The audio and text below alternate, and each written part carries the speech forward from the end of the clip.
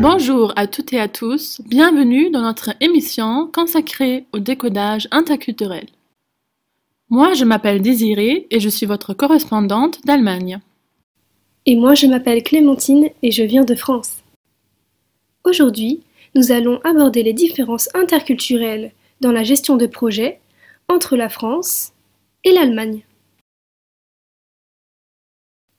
Observons les différences dans les deux situations suivantes. Monsieur Schmitt présente son projet à son collaborateur français. Il s'agit de lancement d'un nouveau produit. Accompagné des spécialistes, Monsieur Schmitt tente alors de convaincre son partenaire en lui démontrant la fiabilité de son projet, les risques quasi inexistants ainsi que sa rentabilité. Monsieur Schmitt use d'arguments factuels et financiers. Monsieur Dujardin s'ennuie et n'est pas séduit. Au tour de Monsieur Dujardin de présenter son projet.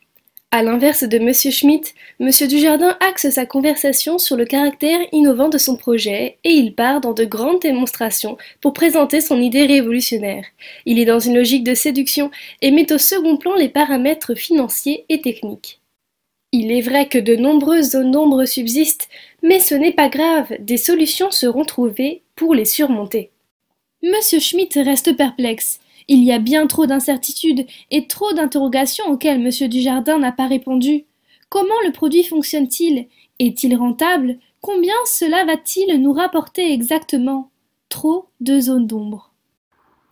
Vous avez pu remarquer au travers de ces exemples que la manière d'approcher un projet est donc bien différente entre un Français et un Allemand.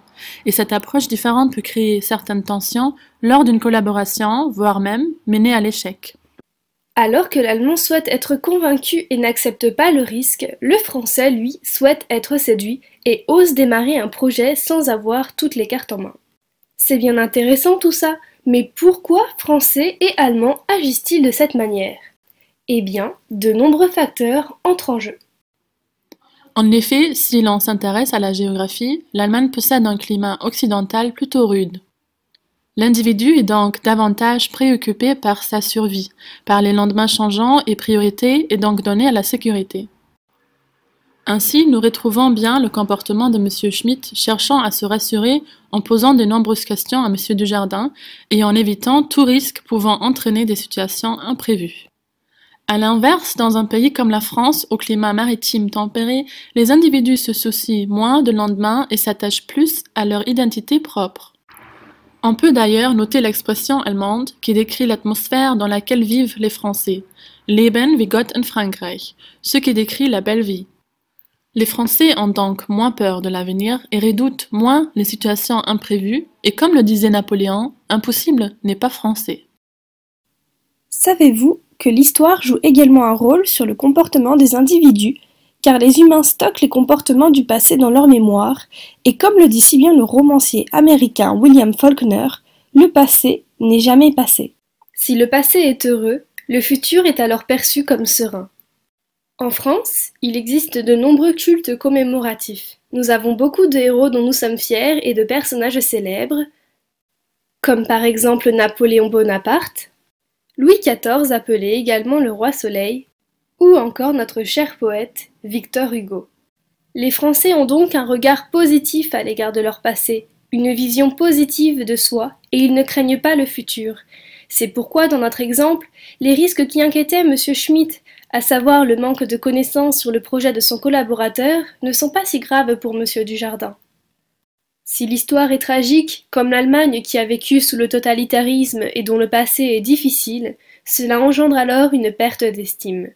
Comme le passé est douloureux, le futur est perçu comme périlleux et aléatoire. L'acceptation du risque est faible et le niveau d'anxiété est fort. Il faut donc un cadre sécuritaire.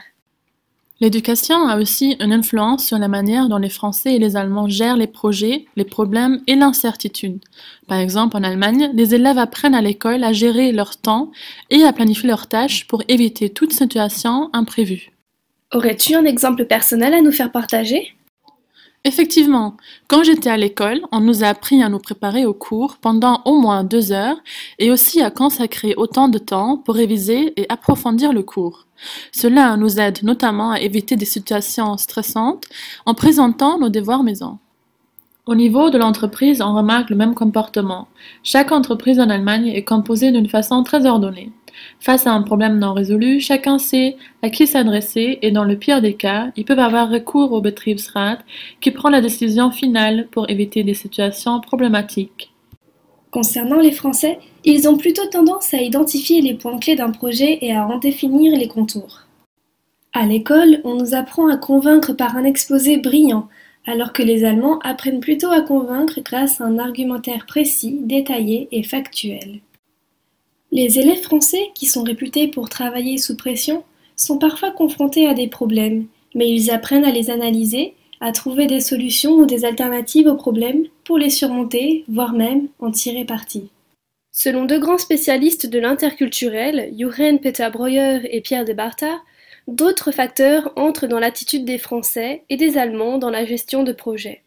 Ce sont les sources de motivation, car entre les Allemands et les Français, celles-ci diffèrent également. Les deux principales sources de motivation des Français sont le défi et l'innovation. Cette aspiration au défi amène les Français à être enthousiastes lors du lancement d'un projet, à rendre l'impossible possible et à travailler sous pression.